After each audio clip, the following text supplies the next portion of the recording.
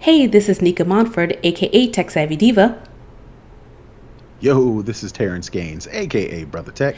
and you're listening and or watching the snobOS show, where we talk all things Apple and then some.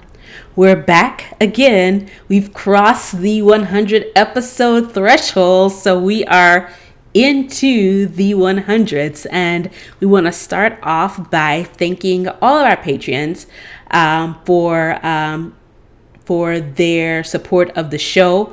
If you are a Patreon, you just finished listening to the pre-show where we talked about some pretty interesting topics.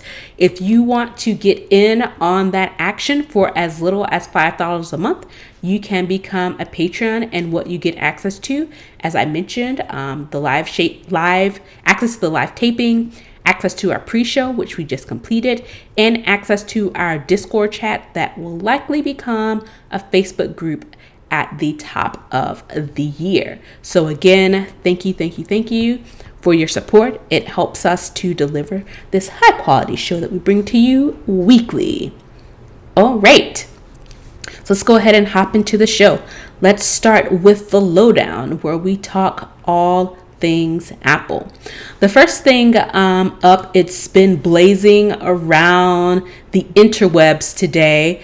Apple has announced an App Store small business program. And essentially, we've talked about this before on the show. Apple takes a 30% commission on app revenue in their app store. So that's kind of like an entry fee to get your app into the Apple App Store. But now with this new program for small business programs, they have reduced the commission to 15% from 30%. This commission will be available for small businesses and indie devs, kind of those one-offs that aren't quite in the big collaborative efforts that make less than $1 million a year in revenue. And the plan is it launches the first day of 2021, hoping that brings a better year for us. This is a big thing, and I don't know, I want to get your opinion. Do you think it's too...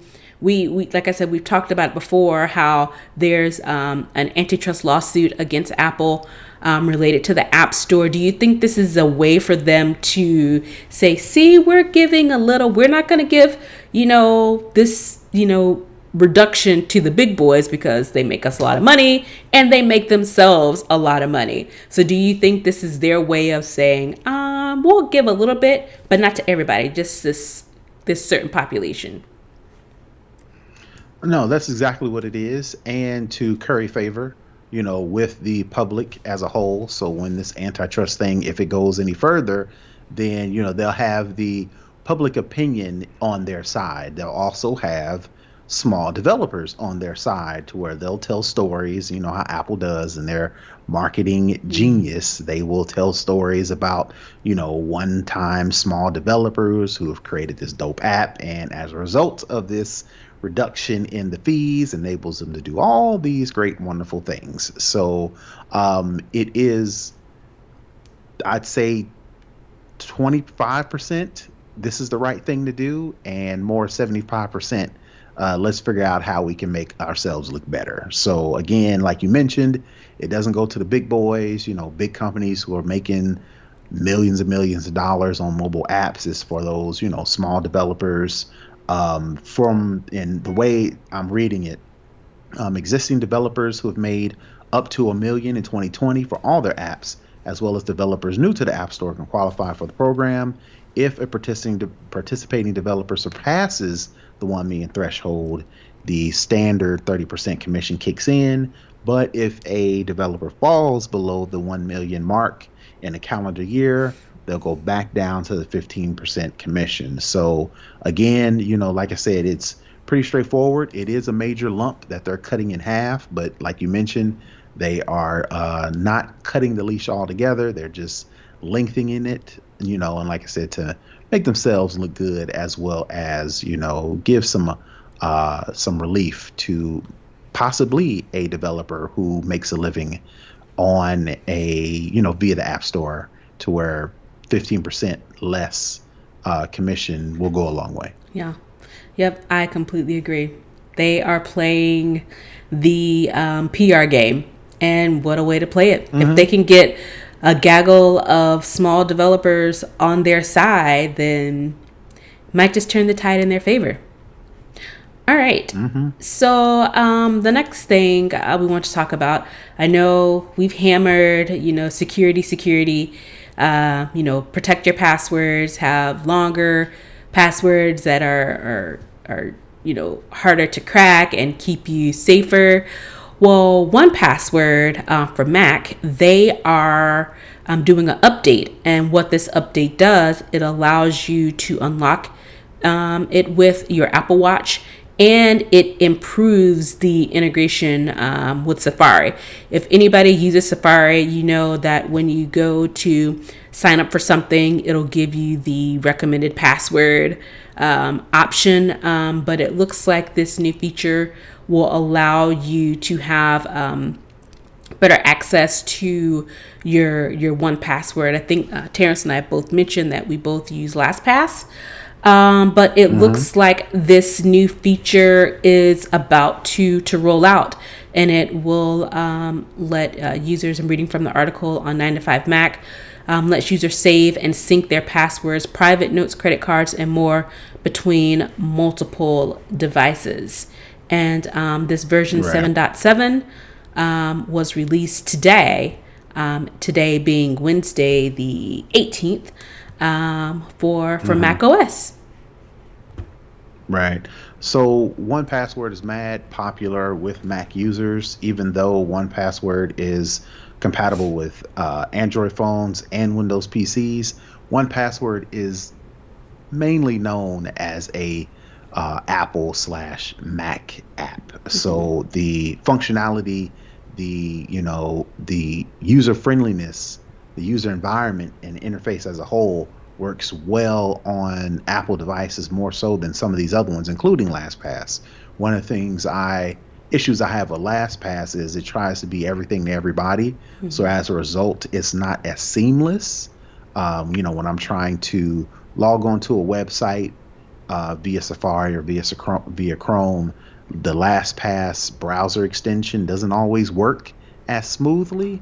That's not the case with 1Password. So this added security, added features with Safari rather, is probably going to make it probably one of the best password managers if you use exclusively Apple devices. Like I mentioned, it works with Windows PCs and it works for Android, but who cares, right? It works better for Macs. And the fact that you can unlock with your Apple Watch, you can already do that if you have an Apple Watch and a Mac, right? You just open up your lid, it shows the password, and if you already have your Apple Watch on and you have it unlocked, that's just easier way to get in because, and it's secure, because if you don't have your watch on, then you have to enter the passcode, blah, blah, blah. Have to remember and all that stuff, yeah. Tied together. Right, and it's already tied and it's already on, it's unlocked, and they're taking the assumption that, okay, well, if you have this feature enabled, then you can just go ahead and access it that way. But in order to have this option enabled, one specifically to unlock, 1Password your Apple Watch, you have to be running macOS Catalina 10.15 or later on a Mac with the Secure Enclave security feature with the T1, the T2, or the M1 chip. So it won't work on all of the older Macs like 2016 and younger. But anything 2016, 2017 and up, when Apple announced the security enclave with those T1, T2, or just the recently announced the M1 chip, if you have those later Macs, then you can definitely use that functionality. And I think we mentioned that the reason why I chose LastPass was because it was cheaper than 1Password. But I think now that 1Password offers a subscription service similar to LastPass, look. And we talked too. Yeah, and we Right, talked too right. about, it was an update that they did. We talked about it a couple months ago that was really, really good, that they were now doing, it was a bundle. 1Password is offering a bundle.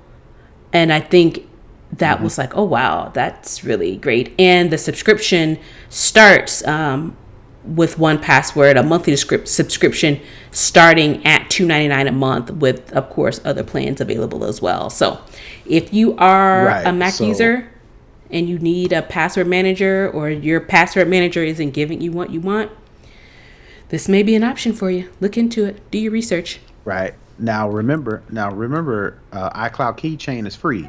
Yeah. And it works well, and it works well for passwords. But anything other than passwords, like, birth certificates, credit cards, any sort of other random passwords, whether it be like passwords for your actual devices, iCloud Keychain, that's where it kind of falls short. So it's anything just else solely you want to keep passwords. under lock and key. Yeah. Right. It's just solely passwords for the web, for apps. So birth certificates, passports, bank accounts. I'm talking like the actual bank account with your account and routing information.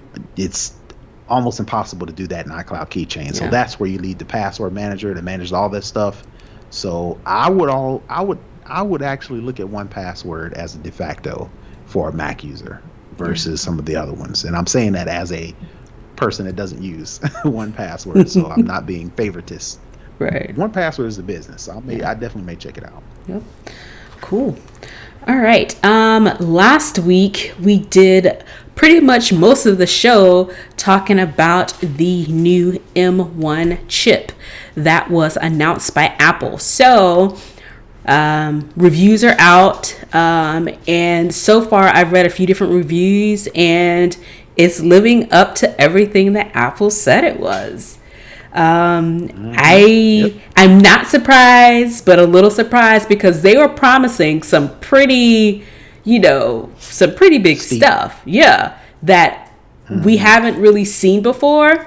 And people were like, there is no way it's possible that you can run graphics, you can run IDEs, you can run, editing software, all with this quote unquote limited amount of RAM. But everything that we're seeing, I know that everything I've seen is people are blown away by the M1 chip. The benchmarks are through the roof. The usability. They run quieter. Yep. So everybody is giving it an enthusiastic thumbs up. Any of the reviews that you've read about? Yeah, I've seen a couple on YouTube. MKBHD, he did his, Marcus Brownlee, for those who don't know, he did his review, and he's pretty even keel about, Apple products. He'll give you the benefits, but he'll also give you the knocks, and, everything he's loved about it. He said glaring things. One of the things he did mention is if you have specific workflows with specific apps, you may want to wait until the app compatibility, for instance, the app developer creates or recreates their app specifically for that M1 chip. You might want to hold off because there are some workflows or compatibility issues, and he ran off a couple specific to him, which aren't specific to regular users. These are specific to high-end, creators that have very specific things that they do, and they can't afford to have that workflow interrupted by compatibility, right? So if you're that kind of person, which most of us are not, you might want to hold off. But for mom and them,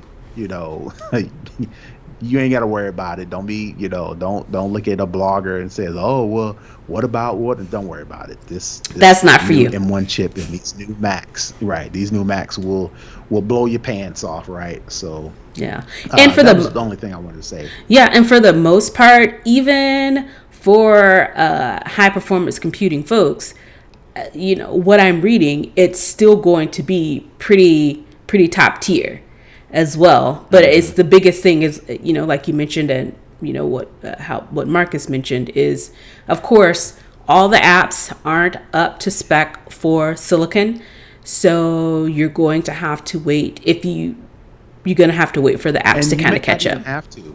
It's if you have a really specific, nailed down way of doing things, and you cannot afford to have that interrupted. You want to wait. Even some of the things that aren't immediately compatible are compatible. You can actually run them on this new M1 chip they use, the whole Rosetta 2 technology. I don't know what that means. I'm just going to tell you it's called Rosetta 2. They use that to actually port the incompatible app over to the M1 chip, and it works. It works. It just may not work It as works, seamless right? as you're It used it to. may not work catered specifically and for those people who don't like change, and there are a lot of people who do not like change. So if you getting an M1 chipped compute Mac and that interruption change and you're not used to change, then stay away. If you are used to change or it's not that deep, which is the majority of us, you'll be just fine. Yeah.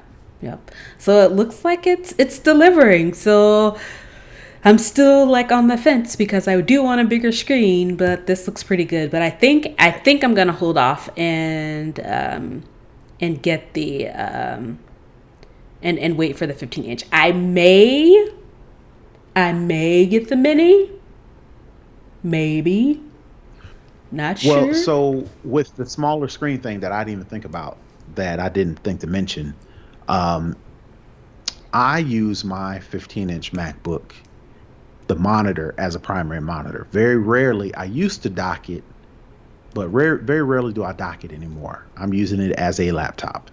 If you are the type of person that has a 32-inch 4K 440 by whatever resolution high end monitor, and you've got a USB-C dock that you can dock into your Ethernet, you can dock into your USB, microphone or camera or printer or whatever the case may be, the 13-inch M1 Mac may be just fine Yeah. when you're going to dock it, close it, and then use all the other peripherals. So, Right.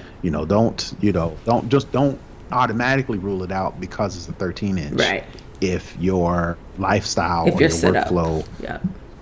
if your setup is specific to, well, I'm going to use it as a Mac Mini anyway, and then when I'm traveling, when I'm on the road, I don't necessarily need this huge monitor. I just need something to be able to get some work done. Then shoot, 13-inch may just work. Yeah, definitely.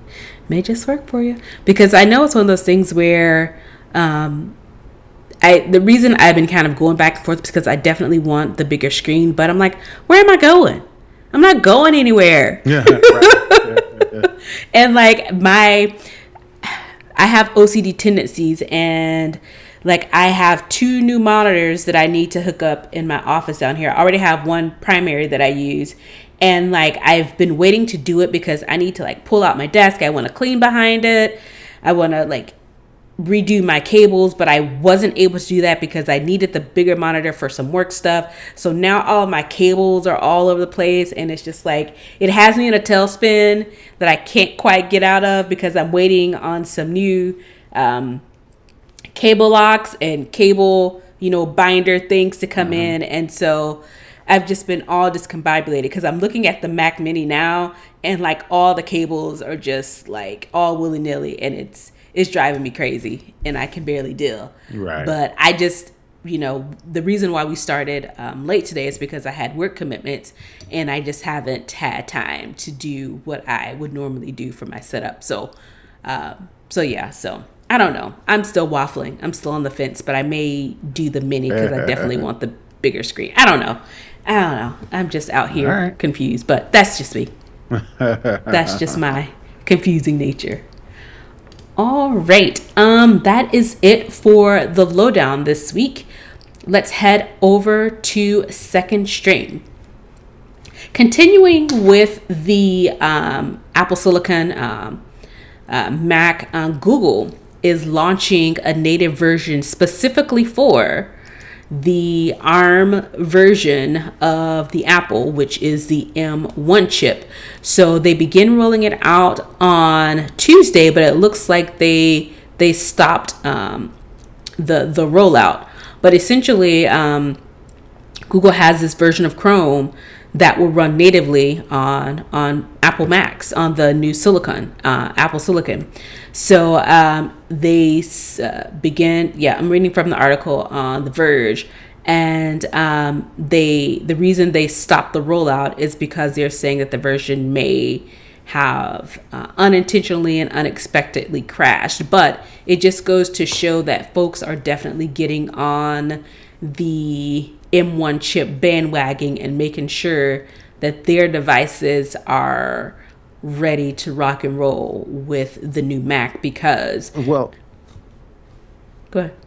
well, Chrome had to, because Chrome has always been a resource pig when it comes to multiple tabs, doing any sort of heavy work in Chrome, whether it be watching a video or doing any sort of multitasking productivity work. Chrome will have your Mac screaming Chugging along, from the just browser, from all that stuff. So, with all the benefits that come with M1, with the M1 chip, Chrome automatically was like, all right, we got to make sure we're up to snuff, because we're tired of hearing y'all complain about how resource hungry we're energy Chrome hogs. is. So let's go ahead, redesign everything, make everything compatible so people stop running your mouth, right?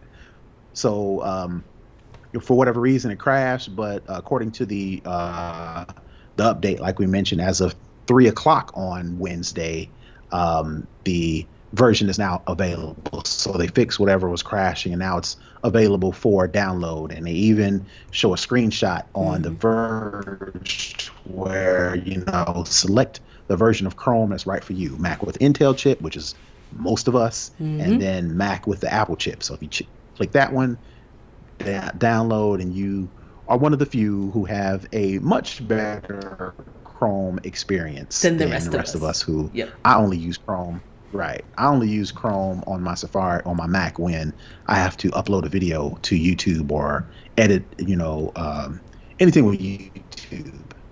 I just use Chrome. But Yeah. anything outside of that, I use Safari, because I know as soon as I open up Chrome, my fan is going to start spinning, and I go to my my activity monitor, and Chrome is way at the top, using all the processes and all the energy for my Mac. So I will be looking forward to doing Chrome once I finally get an M1 chip Mac, which who knows when. Yeah, baby girl kind of messed that up for you, but it's okay. All right. All right. So the next story that we have for second string, Big Tech is in Washington again. They've been called back for more hearings, and Republicans are really trying to wag their finger at particularly the CEOs of two of the biggest social media, probably the two biggest social media apps that we have. Twitter, Jack Dorsey was speaking on behalf of Twitter, and of course Mark Zuckerberg was speaking for Facebook. So as you can imagine, there was a lot of misinformation that was flowing on both of these platforms. And, we know Twitter put their labels on misinformation. And we know, I think we talked about it last week, where Facebook started to do some of the similar. So they were called into video meetings with the Zoom. Zoom meetings. That's what I'm trying to say. With some of the leaders in the Senate, particularly Lindsey Graham and Ted Cruz. So it's one of those things where both of these individuals are huge proponents of the outgoing president. So they were really trying to, it seems to me, reading through the article, they were really trying to nail them and kind of back them in about specific things. And I think they had issues specifically related to what the president had to say. Right. They were, right? So if you read through the story, in the beginning they were doing exactly what you're saying. They're wagging their finger. Shame on big tech for interfering in the election. Mm-hmm. Shame on y'all for, especially Ted Cruz. Shame on y'all for censoring the president. He's a president, blah blah blah blah, throwing the hands up, doing a grandstand, showboating like Ted Cruz and Lindsey Graham Are known to normally do. right? Right. But they're starting to change their tune now that they're no longer beholden to Trump and trying to, hold him up. Now that they've all but accepted the idea that Trump is no longer in office and now we're going to have to usher in this new administration, now they're starting to change their tune, and it's a little Softer. calmer, a little softer, and now they're starting to kind of accept big tech's role in how things are being run. They're not jumping on them saying you got to change this and you got to do this. Now they're kind of okay with the idea, which makes sense as a Republican or as a conservative, not necessarily a Republican, a conservative in general, to where you are in favor of capitalism, you're in favor of less government intervention, which is surprising, again, going back to the original, to where, Ted Cruz and Lindsey Graham are all in big tech's face.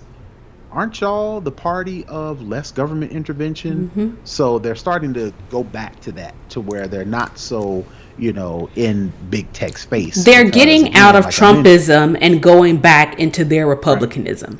And now that they know, that the president isn't going to be up their back and pushing them to do something, they realized and they've had to understand that, what?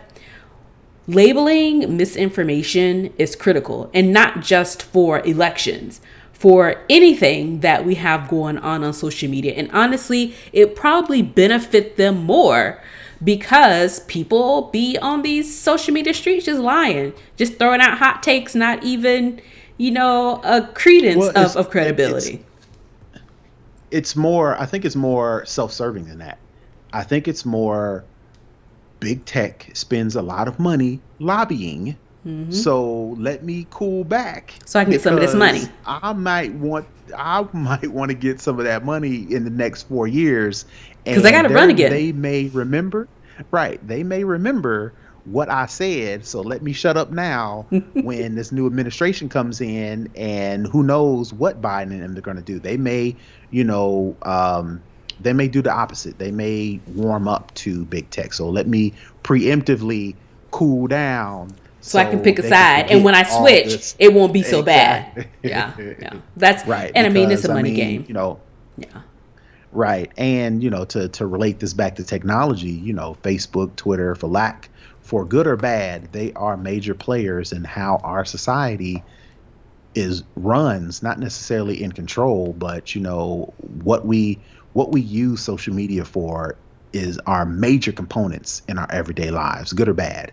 So, they have a lot of influence, especially now that Trump is leaving office. So, right. And both of these men are billionaires. They are in their core demographic. They're white, they're straight, and they're extremely wealthy. So these are typically the type of people they would be going after to solicit money from. So now they have to reverse course. They've spent the last, I wouldn't even say when I think Trump came on the scene, he came on before when President Obama was running for office. So they've had to kind of kowtow and kind of fall in line. But now they're realizing that he's out. So now they got to try and get back to what it was. But the internet never forgets, and people never forget. And we will see. I hate to say it, but I think the internet will change the channel, and there'll be something else going on, and it'll be business as usual. I hate to say it, even when Biden gets in office, and not to derail the conversation, but Biden has mentioned, he doesn't want to, spend the next couple years trying to, prosecute people for the things that they did during Trump's administration. He wants to unify. He wants to get the right. So But I hate to say it, his but VP is a no. prosecutor, so I don't think she's gonna let it go. Look, don't be surprised I'm gonna if be things hopeful go because back I want to to see normal. them in jumpsuit Okay. orange. I want to see them in All handcuffs right. being led. That is what I want. That is what I want from Yes. them. And I think if they get enough pressure, they are going to have to do something. Somebody's got to go to jail. Somebody got to go to jail. Okay. So Okay. I'm waiting for the perp walk because people need to go to jail because this was a travesty of injustice, and I All want right. somebody needs to go to jail to account for this. All right. The last thing in second string, Google. They are launching their new Google Pay app for Android and iOS. If I'm not mistaken, I'm not a huge person in the Google, ecosystem, but they had Hmm. a Google Pay app before, and it wasn't, I don't think, great, and I don't think the engagement was there, but they are announcing the new Google Pay tomorrow, which will be Thursday at 9:27 a.m. Is that an Android thing for the 9:27? I don't know what the 9:27 means, but I anyway. don't think so. I'm not sure. I can tell you. But it's just weird that they chose 9:27 a.m. Pacific time at the start. But neither here nor there. That's what they did. So they launched. They made the announcement with a video, and the video says that the new application will help, quote, improve your relationship with money, end quote. And I want to say I was reading some other articles, and it talks about it further down, that Google is really getting into the financial sector, and they are engaging some more traditional banks, and they're doing crap, Google Bank or something along those lines with your more traditional banks like Citibank, and they list here Yeah, they're gonna. Yeah, they're gonna do the same. Stanford. No, they're gonna do the same thing that Apple does. Apple is not a financial institution, so they use who did it? Goldman Sachs, I think Goldman is who they Sachs, use. yep. I can't remember. It's Anyway, Goldman Sachs, yep. I'm sorry. Yeah, so they use Goldman Sachs to hold the money, and they're just the interface for your money, right? So this new Google Pay is going to do the same thing. They're going to have like a budget-in feature to where you can manage your money better, and again, if you need to move your money around, access your money, pay for things, then it'll just be the interface for this Citibank and Stanford Credit Union. Will be the lead partners who actually will do the actual transaction. So the benefit to this probably is they may take the money management a step further than Apple Pay. Apple Card and all that, they have basics. You can kind of see where your transactions are coming from, and they color coded, and that sort of thing. You can see a report now. They're steadily adding new things, but I think this Google Pay will probably take it a step further and probably have a more meatier app that'll enable you to do more money management, more budgeting. You can budget, maybe even like put your money in buckets, I would assume, without actually having to have 3 and 4 and 5 accounts. You can put your money in specific buckets, and then, vacation, shopping, savings, house fund, those type of things, Yeah. right? And it looks And like, go ahead. Oh, you weren't finished. Go ahead. yeah, I was gonna say, Google has seen what Apple did with their Apple Card, and they're probably gonna take it a step further, which again is good for competition because then Apple will see what Google's doing, and then they'll add some more stuff. And like I said before, competition is always good for the consumer. So I'm not hating No, on not at Google all. Pay at all. I hope they do come out with some dope features because then next year or whenever, Apple We'll will get do some the dope same. features.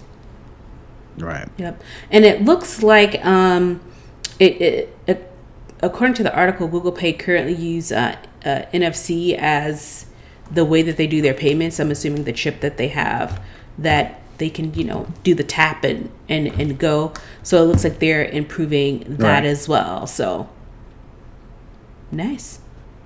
And it's not just going to Android, it's going to iOS as well. So yeah. So I guess more details are forthcoming on Thursday. So if you're interested in that, be on the lookout for the official announcement on Thursday. Well, it'll already be done by the time you see it, but by the time you hear the episode. But if you want to go back and catch the info, I'm sure you'll be able to find it on Google's website.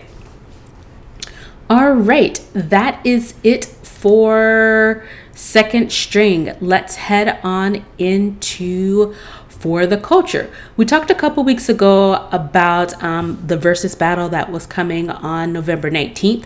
Originally, it was supposed to be between Young Jeezy and T.I., Snowman versus the Rubber Band Man. Well, there's been a little switcheroo. And now the battle for tomorrow, the 19th, is between Young Jeezy and Gucci Mane. And for those of you who are not up on the Atlanta scene, the Atlanta culture, this is it's a huge deal because these two individuals do not like each other at all. There has already been bickering back and forth on social media between these two, with Young Jeezy telling Gucci Mane, "Don't send your clone." Gucci Mane referencing, the Snowman. So it's been a whole battle back and forth, and the bad blood goes back years with these two. And not just, Twitter fingers beef. I mean, actual physical harm. We're talking about courtrooms. We're talking about jails. So everyone who is on the Atlanta scene and grew up in Atlanta or grew up in Georgia in the South, particularly, are super excited about this versus. I don't know if this is going to be an in-person battle. If it is, there's probably going to be security because it can get out of hand. But I'm pretty sure they are trying to hype this thing up. Yes. I'm pretty sure it's going to be, some sort of come to the table, let's be friends moment. And it's going to be this big, shaking of hands and hugs and all that stuff. And then, they're going to do their thing, because I don't believe that as much. I don't know. Like I said, I pointed at myself because Jeezy and I was at the age to where it's like, yeah, I don't listen to that music no more. So they came out at that time to where, I'm gonna listen to the stuff that I like when I was growing up, and my playlist does not have Jeezy or Gucci Mane music in it at all. So I'm not familiar with the beef at all, but I refuse to believe that they would disrespect people like Timbaland and Swiss Beats to come on their platform and do any sort of crazy stuff, because that would be, as much as it would be good entertainment, I don't think they would do that. My guess is they will be kumbaya and they will do, the same versus thing that all the other ones did. So that's my assumption. Let's hope so, because I'm not so sure. Okay. The bad blood runs deep. Hopefully they've grown and they've matured. They're both, I don't know if Young Jeezy has gotten married or not yet, but he's engaged to one of the co-hosts of The Real, I think. And of course, Gucci is married, has a baby on the way, a new baby on the way. So hopefully they've matured. I'm sure there's going to be some sniping. I'm sure there's definitely going to be some shade. But hopefully it will stay there and be light and fun. And, for the 2000s folks who was out on the scene getting their life, we can have a good time. So, yeah. Yep. I probably will be skipping this one because, like I said, I listen to their music when it, the party and the radio, but like I said, I don't have either of these guys in my playlist. So yeah, digress, or I will stand aside and let them do their thing. I will be in there ready to see the chicanery because I know it's coming. So yeah, maybe we'll report back to see if it was a kumbaya or if it was a trap fest. All right, that is it for the culture. I don't think we've had one that short in a really long time. All right, the hookup, Brother Tech, what you got? So I finally downloaded and installed the public version of macOS Big Sur.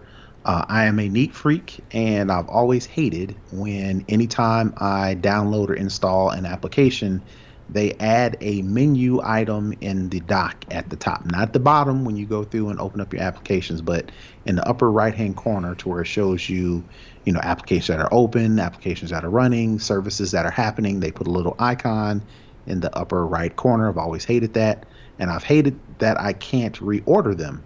Well, that's no longer the case in Mac OS Big Sur because I actually can drag and reorder some of those menu icons in the top. And if you're not familiar with what I'm talking about, the icons that show the battery life, the icons that show if you're connected to like any sort of cloud synchronization service, those icons that show you, the time and day, you can actually go into the system preferences, open up menu and dock, and then you can actually go through some of the services and you can check a box that says show in menu bar. So if you want an icon to show up in that menu bar at the top, you can click that box. If you want to remove it, then you uncheck the box, obviously. Once you do that, those icons will show up and appear in the upper right hand corner. And then what you can do is if you want to reorder them, like if you want certain icons to be further to the left or further over to the right, you can actually press and hold the command button and actually grab and drag and reorder those icons to get more of a personalized, customized experience. So that is my tip for the week. If you download macOS Big Sur, you can actually add and remove menu icons, and you can actually reorder them for a more personalized experience. So that is my tip for the week because, like I said, I am a neat freak and I don't like those icons. So I removed a bunch of them now to where I've got 4 on some things that I really want to see on a regular basis. And for the things that I don't want to see, I've actually moved them to the control center. So if you click the little control center icon, and then if you want to see some of those things that you've hidden, you can actually move them to control center to where they're there, but you actually have to click on something for them to appear. And then you can act on them, enable things, unenable, things of that nature. So that's my tip for the week. Perfect. All right, that's our show for this week. Definitely download, rate, and review us. We're on Apple Podcasts, Google Podcasts, and Spotify. Definitely be sure to hit us up on the social medias. We're at Twitter, Instagram, and Facebook. We're at snobOS Cast everywhere. Also, you can watch us on YouTube at our YouTube channel, snobOS Cast. Definitely be sure to like and subscribe to the channel. Also, you can feel free to leave us comments either via email at snoboscast@gmail.com or shoot us over a note on our website at snoboscast.com. Again, if you would like to become a Patreon and support the show for as little as $5 a month, you can do so at patreon.com/snoboscast. And for that $5, you will get access to our pre-show content, access to our live taping, and access to our Discord live chat and future Facebook group coming. And that's it for this week. We'll see you guys next week. Bye. Peace.